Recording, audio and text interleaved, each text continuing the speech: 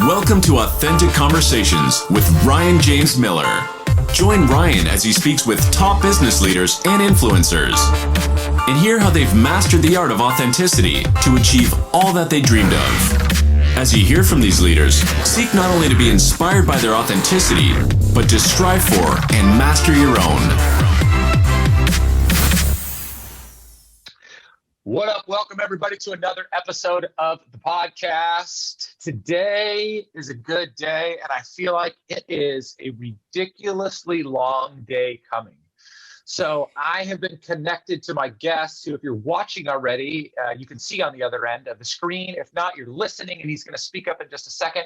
But Jake Jordan and I have been connected, I think for probably 2 years now on social media. I don't remember specifically how we got connected, but I know that we have a lot of the same belief and background, even a lot of kind of the same belief in moving forward in life and in business, and a belief in cause.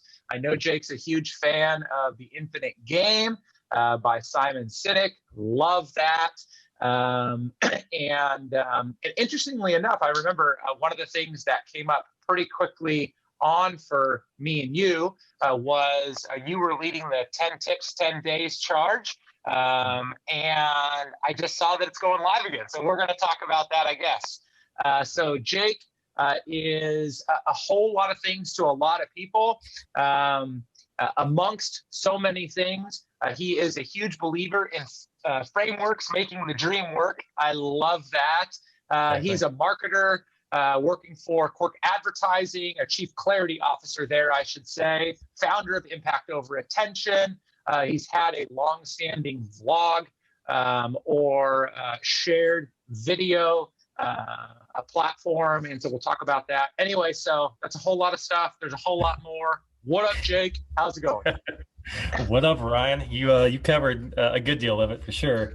How's it going today?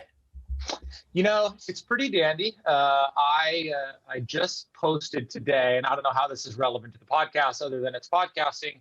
I just posted today part one of a two-part series on off-limit topics like politics and religion. And so we ended up going 2 hours, 20 minutes. So I cut it up into 2 episodes. So I may have a lot less friends by the time this podcast goes live and a lot less followers. So we'll see what happens. Yeah. But yeah, other than that, man, just I think like everybody else, trying to stay as positively optimistic as possible in the midst of a lot of challenge, which I know you have too. So yeah, things are good overall. I have a lot that I could complain about, and it just doesn't seem to make sense. How about you? Oh, same. It's try to major in the stuff you can control and minor or delegate the stuff you can't. So it's it's been a good day. I actually had some in-person client meetings today. I've got some people coming out of the woodwork finally going, hey, can we just get in person, and do something? And so I had 2 of those today, which is crazy. And I haven't had one in probably at least 40 days before that. Lots and lots of Zoom, but you know how that goes. See, that's why so many people want to move to Texas, because it just is so much cooler there when you can meet in person. Yes. Yes, it is. I mean, amongst a lot of other things. In Texas, barbecue, nicer people. There's a whole lot there. Anyway, so let's talk a little bit about. So you have your hands in many things, though there's a lot of congruency to all the things that you do. So what are some of those things that you are professionally involved in, which also I know kind of roll over into what you're personally involved in, and then we'll just kind of launch from there.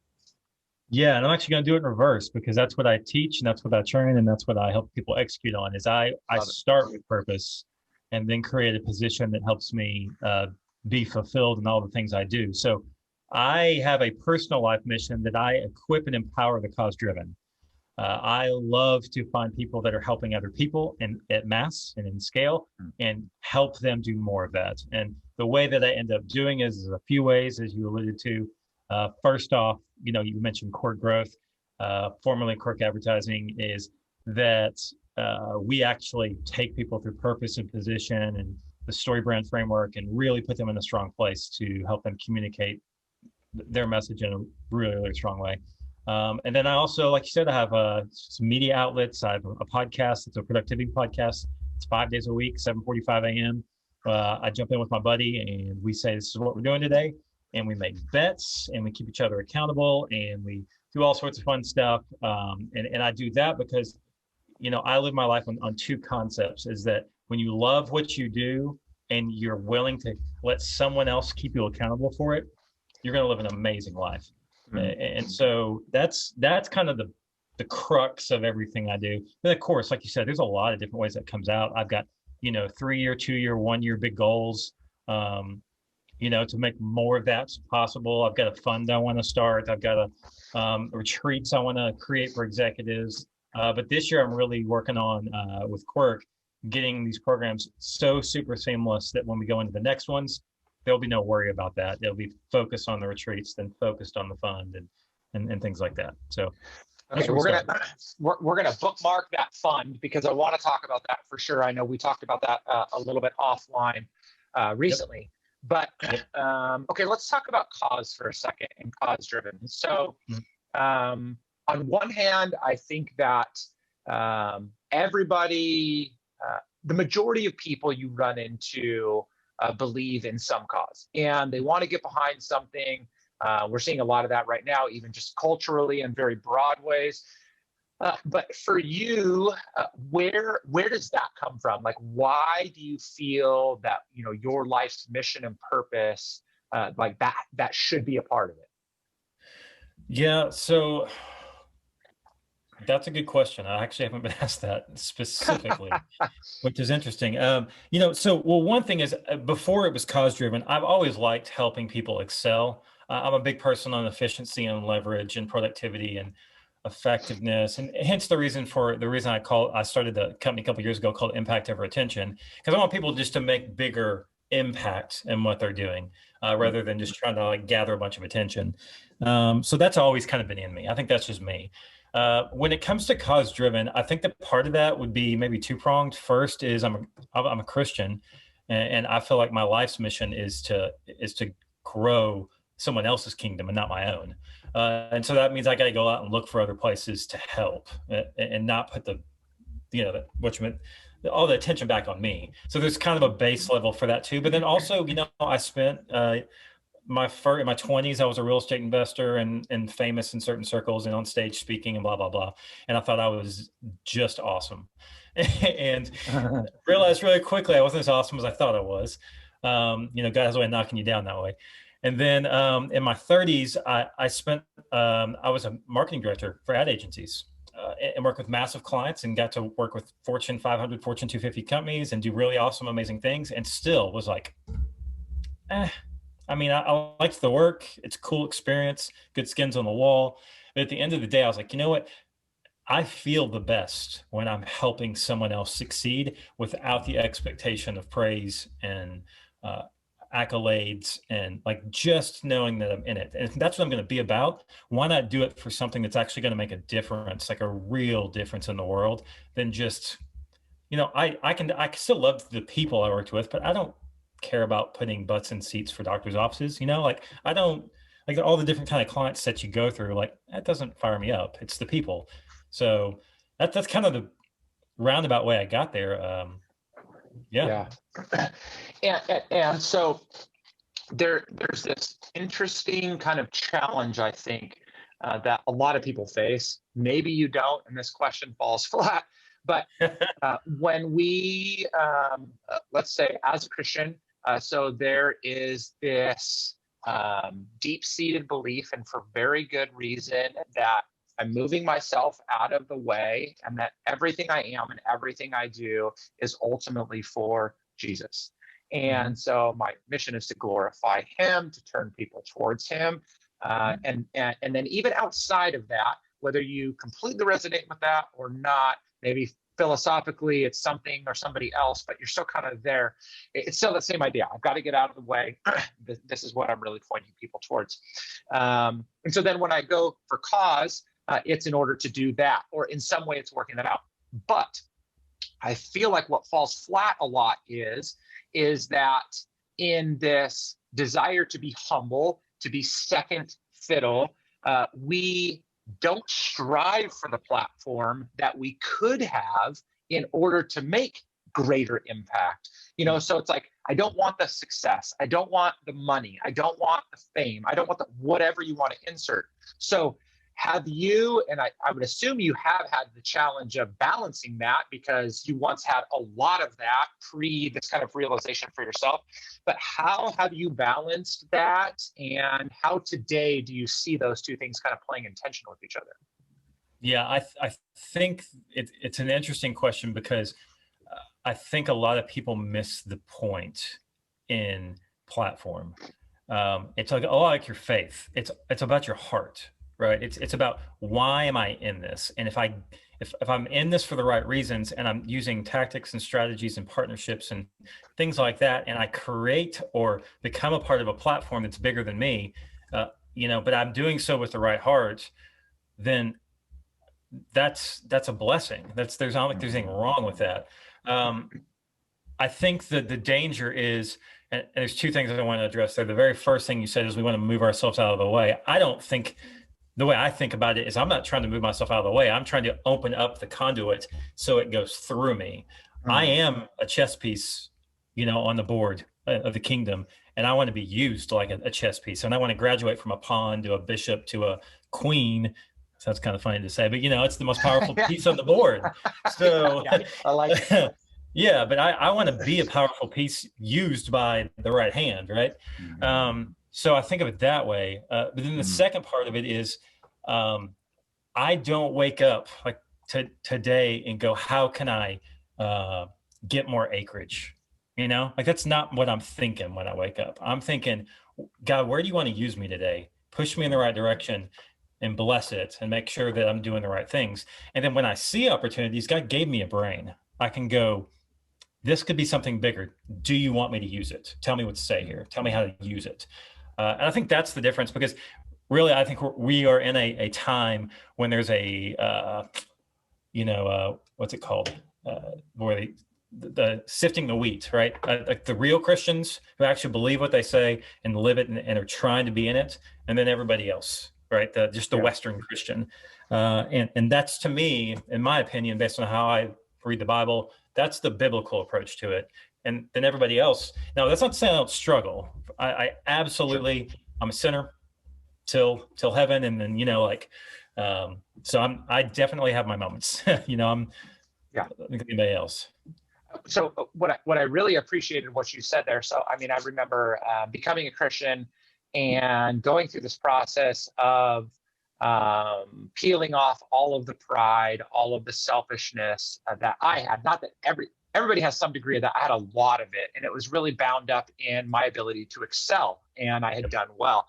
And so in stripping all of that away, I lived with this belief for a long period of time that I actually couldn't strive for success anymore, that I could not strive for, my own personal greatness, in a sense, because that was tied to that wickedness that I once possessed. And it was interesting. Right. I was going through a biblical training program on the front end of becoming a pastor, and a pastor came to me and he said something to the effect of, like, how can you believe that garbage? Like, do you really believe that God can't use that now for his glory and his good? And it was just like this slap in the face. Right. And I love that you said, you are a conduit. And so in so many ways, not that we have to be the biggest thing humanly possible, because God can use all different kinds. Like, there's no reason why we should not continue to want to grow in our ability to be able to be used in those ways. So I really appreciate that. So people are hearing kind of where that comes from for you, which obviously, it comes from different places for different people. But all the way up now till present day. So you're here, you have this deep-seated belief in being cause-driven yourself, and then enabling other people to be cause-driven in the things that they're doing, or those that are cause-driven to get better at doing that. So right. Share a little bit about, let's say, first, do organizations come to you because they have a cause and they need help, or because they're doing well and they want the cause? It's the cause first. It's typically, Because like our target market is people who already have something that's working. We're not typically like in the startup game. It's that mid level or just graduating startup. So it's like we got it, we did it. It's been a couple of years. We've hired some team members. It's time to scale this thing. Like I tell people, like right now, I'm really trying to be an expert in 2 to 10 million. Trying to take your thing from Okay. 2 to 10 million. And what something that we've grabbed a hold of is the B Corporation movement. And so if you haven't heard of the B Corporation movement, you can file as a C Corp, you can file as an S Corp. There's in certain states now you can file as a B Corp. And it is the whole point is that you use business for social good and you have full transparency on your books and you have a specific amount you give each year to charity. And you have there's all these parameters so that business is used for social good. It's a secular idea, but my idea was to become the expert in B corporations for Christian owners. So that not only do you have this secular format that's now out there for people to live and do good in through business, but now I'm going to go find the Christian people that are already doing something like this that are B Corps, which there aren't very many right now, or ones that would be really great candidates for that and go, look, you need to take advantage of the opportunities and the frameworks that are available so that you can actually do better with what you're doing. And so, real quick, we don't have to spend a lot of time here because actually a couple things are coming to mind that we can talk about offline. But so what are some of the basic kind of qualifications or parameters? I mean, I'm assuming it's a for-profit business, not a nonprofit, because then they could just go completely nonprofit. But what are some of the basic parameters that people live within? And then I know you said, full transparency and, charity and things like that. But what's kind of the base of that? Yeah, so the main thing that they talk about is there's injustice, there's inequality, there's in all sorts of ways, right? There's 99% a few years ago. There's a racial injustice. There's women and men injustice. There's the rich getting richer. There's all sorts of these things going on that largely I think people who are closer to the middle of the political spectrum all kind of agree that there is an issue with capitalism and the way that it's set up. It's a fantastic system, but people have figured out how to use it. And when you get into a position that you don't have to answer to the law anymore because you have so much money, I think we all know who those companies are, that broke the system in a way. And so it's like, how can we all kind of get back to net zero in a way and go? And one of the best way you can do that is transparency. To go, we are making a commitment as the CEO of this company to be fully transparent in who we serve, how we do it. Here's all the money. And that's like the basic foundation and tenets of it. Now there's there's a paper written on it with 6 tenets. I might be able to pull up while we're here, but that's the idea. And I loved the idea behind it. And then I went, gosh, what Christians should be leading this charge? We should be the ones living this out because we should be living it anyway. Well, if there's tax advantages, if there's opportunities for PR, like you're saying, don't shy away from the spotlight. Go, hey, we actually already do this. And let us show you how the Bible tells you we should do this, Yeah. Gosh, that's awesome. Yeah, I don't know if you've read this one. No. It's got big pastor names in here. So readership by the good book. Yep. And it's just, I've read several books like this in my life, and I believe that it's a rework of some of that, but it's, how we do with books. We update old concepts over and over and rewrite them. And Nothing new under the sun, man. Nothing new under the sun.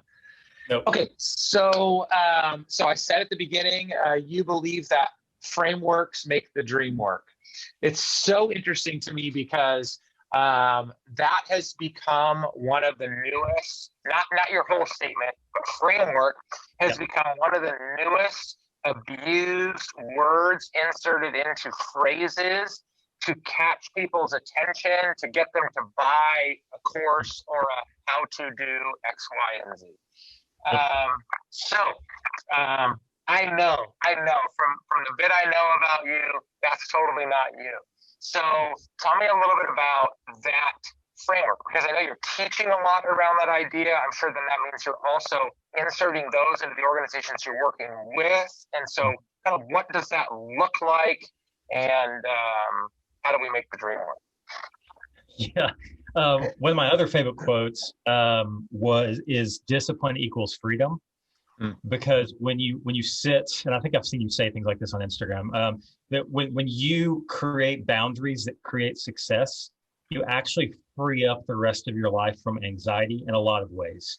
Yep. And so that you can do the same thing for your business. And people have been doing it for years and years, back to biblical times. Like there's, and the reason I'm particularly on this bandwagon right now is because I am a shiny thing guy. On the Enneagram, I'm an 8, and I'm a visionary on those type of charts. So like I'm an idea guy, I'm an energy guy.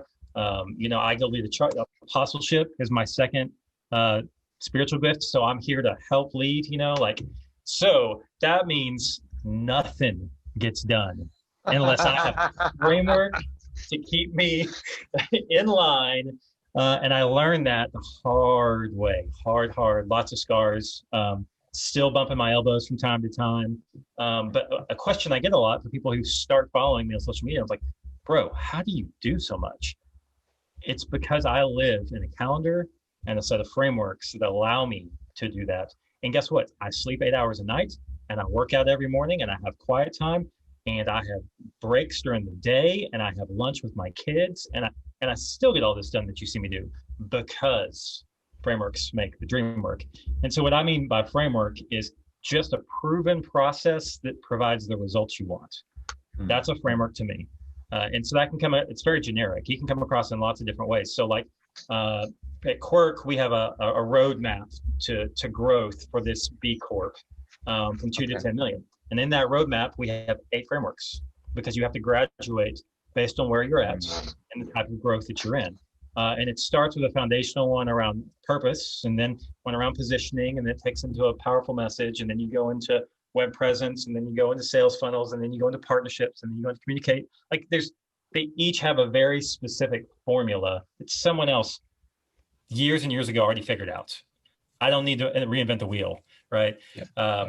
And I think that's a huge misconception today, that you have to have something, like as a business coach, right, and marketing person, I don't need to create anything. I need to apply things that have already been created.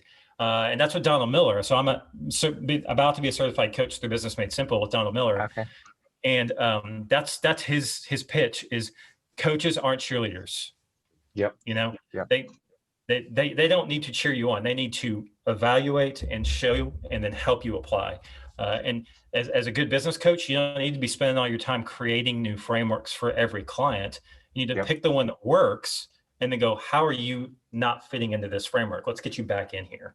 And I do that in so many areas of my life. I pick one area to serve at church. I pick one area to serve outside the church. I pick one project to work on. I pick, one income source. I pick one wealth building source, and then I put them in frameworks and then put them in a calendar. That's how I know how much time I have in a day. I work backwards. Yeah. No, I mean, I think that, that's genius in so many ways. It's interesting that you talk about simplicity. I've been talking about this so often. Actually, I was facilitating a workshop, a virtual workshop, just a little bit ago, this morning, and I was talking about salespeople and this need to shiny new object themselves every 5 days, right? It's I need to buy this tool. I need to invest in this program. And some of that stuff may be fine, but I remember reading a book called How Champions Think by Bob Rotella. If people are listening, they've heard me reference it a bunch of times. He's a world champion golf coach. And though he never worked with Tiger Woods, he does a simple evaluation of Tiger. And he says that when Tiger derailed his golf game the first time, pre-divorce and pre-big mess, instead of going back to the basics, he changed his golf clubs, changed his golf swing, changed his swing coach, and Bob says, why didn't you go back to the basics of the swing that got you to the dominant place you were in the first place? It's because we're drawn into all these other things. And I love that you said too, finding these areas of focus. So you can have multiple areas of focus, but you have one thing within that. I know as, me being in business and creating multiple income streams, mid last year, I had my hands in so many different things that I just couldn't focus. And so I had to commit to pare down, to hire people, to run other areas, because I just couldn't do it anymore. And I feel like that is one of the biggest struggles that entrepreneurial minded, whether they own a business or not, entrepreneurial minded people run into, and they just don't know what to do with it.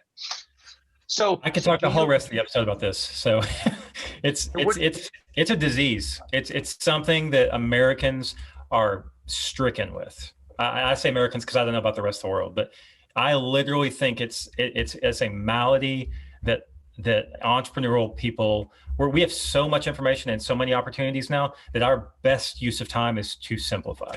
It didn't used to be that way, right? Like, we needed to find things. That's why you have an industrial age. That's why you have an information age. That's why we're in the next one, right? We're past the information age. We're like in the disinformation age, or whatever we're going to call it, Yeah. So what do you think are some of the kind of leading contributing factors, maybe just generally, but also like as people are trying to evaluate for themselves, am I too much? Am I pushing for too much? Like, what are some of the things that people can use to detect the early onset of that, or to at least be able to look in the mirror and say, oh yeah, I have that? This is kind of meta. So I mean, hopefully this answers your question. I have people that come to me all the time that say, hey, I'm not happy with what I'm doing in my life, with my work, with my career, I'm not fulfilled. And there's something, I guess, about the vibe that I put out that says, hey, he knows what he's doing, which sometimes, but I've fallen down a lot, so I can tell a lot of stories about falling down. But the question I always lead with is, if you could do whatever you wanted the next 30 days of your life, what would you be doing? Like, tell me what your day would be like. And then I just back into the conversation. Great. Tell me more about that. Okay. Are you doing those things? Well, no. Okay. So why? That's it. The silence is deafening. It's like, and from there, just depending on how honest they are, because we live in a performance society, and I grew up in a performance-based household where I gained love by performing well, whether it was sports or not. And so that has built a need inside of every personality type to be wanted and to be needed and to find fulfillment based on your rank and your title and all these different things, which is anti-Jesus. And okay, so wait, hold that thought. Like this, like just like pokes the bear inside of me, because this is one of the biggest struggles that I have with people is, so performance driven, metric driven. A lot of that is because, that was how we were raised or what society says. But I also have this other piece, and it tags back onto a word you used earlier. I think that for most of us, it is so difficult to measure happiness that we end up gravitating towards the things that we can measure, right? We can see progress, we can measure progress, we can realize accomplishment and achievement. I mean, like, I've gone on rants about abandoning my goals in the past, and I brought some of them back in, but it's because it's like, these are finish lines, and that's how we're gauging every bit of our worth, value, joy, whatever, which most of those are actually really uncontrollable anyway. Like, we set a goal and we can't even really control whether we hit it or not. But I feel like it's more than anything, it's because we can't measure happiness, or we don't know how to measure it. And so we default to everything else, though all we really want in this world is to be happy. I think that we are built for relationship, and inside relationship, the good and the bad is where we find happiness and fulfillment. And everything else is placebo. I think all those other things are avenues to be in relationship.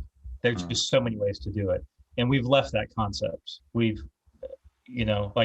I really look at the Mormons, and I look at the Quakers, and I look at people like that who have gone, relationship is the whole, community is the whole thing, and you're missing it. And they haven't, obviously they do it different ways and have different beliefs, things like that. But I think the concept itself is right on the head, because it's, the way that I minister and disciple executives is by building strong relationships and trust through business transactions, and show my character and show my willingness to bend over backwards, despite I might not be getting paid, I might be spending more hours than we talked about. I donated hours today to a client because they were hurting. And that is more important to me, because at the end of the day, even if I never get to share with them the gospel, they will have at least seen it. And I will have gone to bed and said, I did what I was supposed to do today. And I'll be happy the next day. I'll be happy and I'll be filled with joy. You know, it's so crazy, man. I mean, this could like just open up a crazy can of worms, which I'm not necessarily willing to do. But I was listening to an episode recently of Joe Rogan's podcast, and he had Douglas Murray on. And I don't have a ton of background on Douglas Murray. He's from the UK. He's most known recently for he wrote this book called The Madness of Crowds. And they were actually talking about the present day challenge that we're having with these very small but extremely loud and violent crowds that are taking place in select spots around the country. But what he said, which it's a perverse version of it, but one person cries out with their over extreme belief in something, other people begin to realize that they have not been able to find commonality and community with somebody that thinks like them, acts like them, whatever. And so that's why you're seeing these people rally together and draw to even do the worst of things, because all people are trying to do is find commonality in the things that they believe in. Once they find that, regardless of what good or bad is being produced, that's where they find that place for themselves. And it was very fascinating to hear how it can be used for such evil, but it's the same principle. It's just so interesting.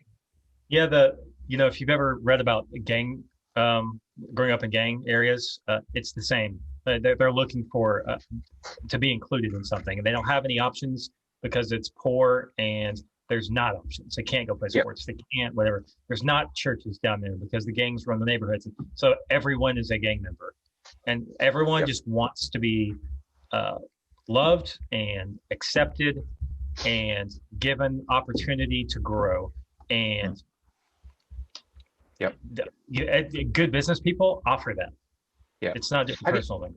Have you read Gang Leader for a Day? No. Oh man, have you read Freakonomics? Yeah. So do you remember the chapter in the original version of Freakonomics where they talk about why gang leaders live at home with their moms? That one chapter? I don't, because it's been a long time since I read that. Okay, so that chapter is based on that book of a real world example of this kid going to school in Chicago that goes to, and this really, really happened, goes to live with the gangs. And so much of that is brought up. It's a fantastic book. And it is an amazing book on leadership and learning leadership from gang leaders. It's fantastic. If you're listening now, Gang Leader for a Day. I read it 5 years ago and it has impacted me forever. There's actually a TED Talk about that. If you go search, looking for a pen. If you go search YouTube, there's actually a TED Talk about the leadership of gang leaders. And it was fascinating too.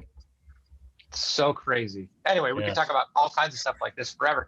So I'm thinking about, so you are really deeply invested, and as people are listening to you, I'm sure they can understand why you have such a deep desire to contribute to cause, and I love too, it's not just your own, it's you're aligning yourself with other people that are also contributing positively with their cause. So I love that. And so long-term for you, one of the things that, and maybe not super future long-term, but one of the things that we talked about offline recently was this fund that you are looking to put together, lead, and grow, kind of in that vein. So share a little bit about that, because I would love for people to hear that and even be thinking on and praying about a future day when they could get involved. Yep. So I think as you get to different seasons of your entrepreneurial life, it's much like your real life. You look for ways you can give back, and you flex to start so you can make a name for yourself, and then you start figuring out functionally what you're really great at and become an expert at it, and then you start turning around and going, what am I going to leave behind? And that's kind of where that started, that whole thought process, because I think growing an idea around an organization is really simple if you let yourself sit back and really look at what's involved in it. And I've spent enough time around really, really successful organizations like that to realize that all it really takes is someone who's dedicated, and a framework, surprise, and some accountability, and just a willingness to put God at the center of it. And so what I decided, and it really wasn't my idea, it was something that I saw being done other places. And I always think the best ideas are stolen at this point. I've been a mentor in several accelerators here in Dallas Fort Worth, where, I go for a half day and then I take on a mentee and we walk through their business plan and right? And I'm like, I want to do this for this group of people I'm so passionate about, because of all the people I feel like that deserve to know how to do this right, it's these people, because they're trying to change the world. They're trying to serve people. And so the idea was going to be, I wanted to start a private fund at first, of people that wanted to pour time, money, and resources into corporations that were changing the world, that were Christian based, and that already had a working idea. We're just going to take this to the next level. And that, involves a board and a set of funders and an incubator with a program that people go through. And it's like EOS, right? There has to be a qualification. You have to already be hitting X amount of dollars or X amount of people successfully over and over, because we have to know that you have a viable business. Then from there, let's pick it up and let's do it. And of course, the idea is I'm bringing frameworks that I've proven up and other people have proven up before me that I've just picked up. And then I'm building relationships next with people who might be interested in being involved, and then go, okay, let's do this thing. So what does that look like for somebody that, first of all, what are you kind of thinking about timeline wise? Where do you think you're going to be getting that idea rolling enough for people to be involved? I mean, I'm going to be poking the bush next year. In 2021, I'm going to be laying down the very first bricks. Okay. I don't know what it means for getting an organization in the program and working. I'm praying on that, honestly. I'm trying to figure out time frame wise what that looks like. Because of the way I kind of want to, and this is maybe just be me thinking, but I've talked to some other older, wiser people about this. I'd like to see what happens in the next 6 months with the economy, not because I'm scared of the economy, but because there could be opportunities we have no idea about that show up in the next 6 months. And I want to be ready with the idea and go, okay, this is how we need to roll it out based on, X. Because the idea is to roll it out either way. It's just, I'm not going to press the gas pedal until, at least right now, until we see who wins the election, we see who fills up Congress, we see what state laws change in the next 6 months, kind of just preparing. That's the idea. Got it. So if somebody heard this today, whenever today is that they listen, and 2020 wanted to be in the know, I mean, does it make sense for them to connect with you now and just kind of continue to check in, or no, wait until 2021 and we'll see what happens? I mean, I won't be doing anything with it till 2021. Right now, this is so early stage. You just happened to pry it out of me on our phone call before, and but hey, connect with me no matter what, because I'm already doing the things for companies and for the own organization I'm in that I plan to be doing for other people. So always connect. Yeah. Okay, what's the most fun thing that you're doing outside of business right now? That's a good question too. Most fun thing. Yeah, what do you enjoy the most? What are you enjoying the most? See, this is a problem because I love to work. So if I'm not working, I'm generally heavily involved with whatever my kids' favorite hobbies are. I mean, that's just kind of my life. My son plays 5 instruments, so I end up taking him to a lot of gigs and watching him play and video him and do things like that. My daughter loves dance and cheer, so I end up at games and things like that. The most fun thing we do is we have dance parties every Friday night at my house. We just turn on music and we just go to town because it feels great. We don't video it. We don't put it up anywhere, but gosh, man, it sure is fun. Yeah, we probably will. I have done it before. Something else, I like disc golf a lot. That's a reignited passion. I like disc golf. Ah. Yeah. I like golf. Never done disc golf. Always thought it was fun. Golf's too expensive. I love golf, but So thinking on that, you're talking about framework structure outside of work. You said you really do love work. You love business, but you also deeply invest into your family. And so balancing that can be a challenge, right? I mean, you're doing a lot professionally. And so how have you drawn those parameters? A big part of it is expectations, like understanding what's okay and what's desired and what's pressing the limits too much. Because one of the dangers of working in an area that you feel like is also your calling is that there's not 5 o'clock. I never ever look at the clock. Not to go, is it time to stop yet? I rely on my calendar to tell me when the end of the day is, or the sun sometimes, depending on the day. But no, like I'm actually pretty good about stopping around 4:30 and, getting stuff, other things going on, because my kids are so involved in stuff. So I've always believed that there is no work-life balance. There's just life. And you spend part of it here and part of it here and part of it here. And so at the very center of it is strong communication and expectation setting and being willing to be called out and not get mad about it. I think that's probably one of the biggest lessons I've learned in the last few years is to go, you're right. And that's not fair to you. And how can I make it better?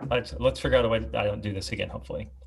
I think that's probably, and especially with the whole performance-based thing, that can kill a marriage. That, and relationships with your kids. Like it's always based on how good they did at things. That's what I grew up in, and it took some therapy to get me out of that. Yeah, no, me too. And one of the things that we've been working really hard on for the last few years. So I have a daughter that just graduated high school last year. And then a daughter just went into 6th grade. And one of the things that we talk about as often as possible is, I don't care what your grades are. Mm-hmm. All I want to know is that you did your best. Mm-hmm. And, mom and dad are going to do our best to determine what your best is. So if you bring home D's, we're going to determine whether or not that was the best thing that you could do. But we've focused almost exclusively on effort. And whether that is in school or my youngest just picked swimming back up again because they finally got to be able to go back in the pool. And, she's like, Dad, I'm behind everybody. And I'm like, babe, I don't care. I literally just want you to jump in that pool and do the best you can every single day. But it's hard to work through, right? Because the kids are so afraid that when the bad grade comes home or when they don't finish, on the podium in a sport, that you're going to come down on them. And in one sense, you want the best for them and you want them to do well. And so you're like, oh, no, I'm not going to say that. So there is that challenging balance. And at home, it's far harder than it is, when it's at work, because again, work is so much about metrics anyway. Well, and I'll say I draw the parallel because I actually teach this to clients is I don't teach people to reach goals. I teach people to pick inputs that go to outputs you like. And it's the same thing with my kids. It's like, so we homeschool, right? And so we have very specific inputs for their day to make sure that they're getting what they need. And grades are great. And grade is it's like same thing for me, right? So I was a personal trainer in my 20s. I used to hate it that women relied on the scale. I would be like, the scale is just a number that tells you something about your body.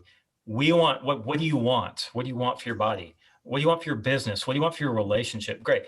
What are inputs that you can nail every day and be happy because you put in the work, and then the results come. They just do. If you pick the right inputs, the results come. So that parallel goes all the way across life for me. Yep. No, that's super duper good.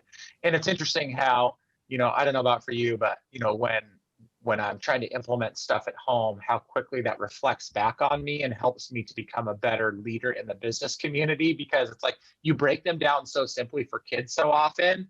And again, going back to that idea of complexity in business, it's like, let's just get rid of the complexity.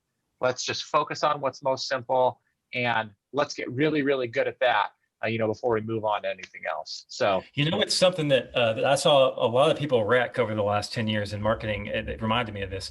When you say complexity, is account-based marketing became this really big buzzword, right? Where you would, we're gonna have this web page show up with this language based on the state you're in, based on what part of the sales cycle you're in, and they forgot about the basics of what do they want and why are they here, and what should you be saying to build trust? It was maddening, because I would go into big corporations like, we need to do this and that, blah, blah, blah. It's like, we're not your people then, because that's dumb. It's just dumb. Yeah. Well, man, I mean, I appreciate, I think that on one hand, the simplicity by which you share so many of the things that you do, again, they're not simple. They are so difficult to follow, even the easiest of things. And yet the way you speak, the way that you lead out with the things that you share publicly, even having this conversation today, I mean, it is, again, just such wonderful proof that if we just stick to those simple things that we value, that drive us, it can bring us to places that we've never been before without having to pile on a whole bunch of crap. So I guess all that to say, I mean, I appreciate you for that. I'm super thankful that, you are not just that, but that in a day and age when I feel like we need, and I'm putting myself out there to be called out too, we need people that are reckless in their pursuit of doing great for the kingdom of God, but all the while showing up well for the world. And those things just unfortunately don't go hand in hand. So I just think that's amazing too. And I love the fact that you got some big dreams ahead, and I can't wait to see and hopefully be a part of that. So thanks, man. I mean, I appreciate it. Thanks so much, man. That's great compliments. I think people are thirsty for that. I think they want to be both, and they just get lost. And so if I can help in a small fraction of a way, it makes me happy. Yeah, absolutely. And so best ways for people to connect with you. So LinkedIn's home base. It's just, everybody's name on LinkedIn /N/Jake Jordan. And then Instagram, I'm Bald Jake. So those are the two places. LinkedIn, I do more of my work. And then on Instagram, I try and get a little bit more of the, personal side and just kind of what's going on in my day sort of stuff. And then of course, LinkedIn's got stories now. So who knows what's going to be what. Way too many messages coming into my inbox. And podcast? Podcast. So I actually have two. The one in the morning is called Morning Bill, BIL. Long story, tune into the show. You can learn about what that's about. Morning Bill, 7:45 every morning. It's the page Morning Bill on Facebook, and we restream it all day across everywhere. And then we've got one called Clarity and Purpose. It's stories of businesses doing good. And that is once a week, and it's on the Quirk Growth page. And then, of course, I share those for my personal pages as well.